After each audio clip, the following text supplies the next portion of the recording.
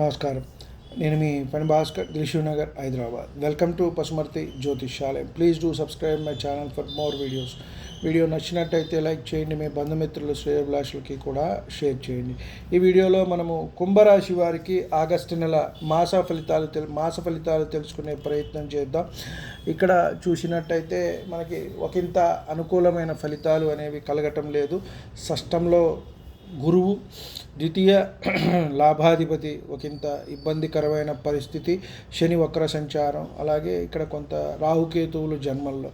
కాబట్టి వీరు పెనం మేయించి పొయ్యిలో పడ్డట్టుగానే ఉంటుంది.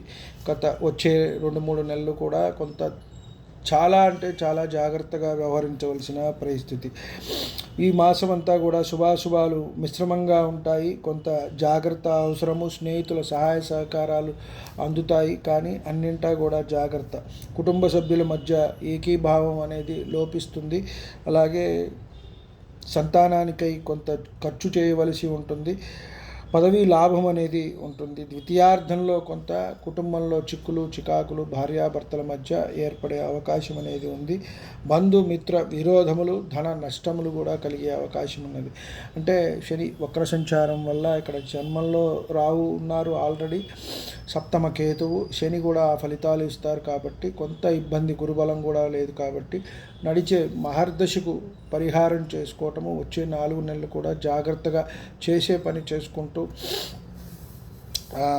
అంటే ఏదైనా కొత్త బిజినెస్లు, కొత్త వ్యవహారాలు, ఫారిన్కి వెళ్దామని ఉద్యోగాన్ని మానేయటం, విద్యకై వెళ్ళటం, ఇవన్నీ కూడా కొంత పక్కన పెట్టి మనము చక్కగా శివాభిషేకం చేసుకోవటం, చేసే పని చేసుకోవటము, విష్ణు సహస్రనామం వినటము లేదా పారాయణం చేయటం గొప్ప సలహా సూచన.